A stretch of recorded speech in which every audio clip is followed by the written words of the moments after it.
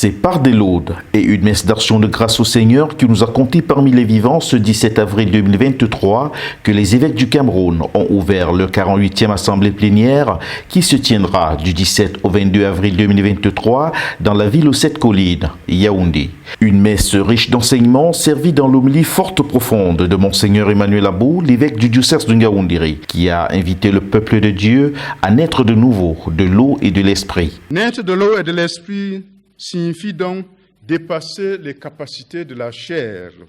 dépasser les capacités de notre condition humaine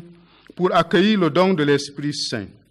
C'est ainsi le commencement d'un chemin, d'une nouvelle vie, dont nous sommes incapables de savoir là où il nous conduira. Comme Nicodème, lors de sa première rencontre avec le Christ, parfois à cause de la peur, à cause de la honte, à cause de nos intérêts personnels, nous refusons de nous prononcer pour la vérité, nous refusons de nous prononcer dans la lumière, nous refusons de nous prononcer, de faire le choix public de la lumière. Et en ce moment, ce n'est plus la parole de Dieu qui éclaire nos pas, ce n'est plus la parole de Dieu que nous annonçons, mais bien nos propres paroles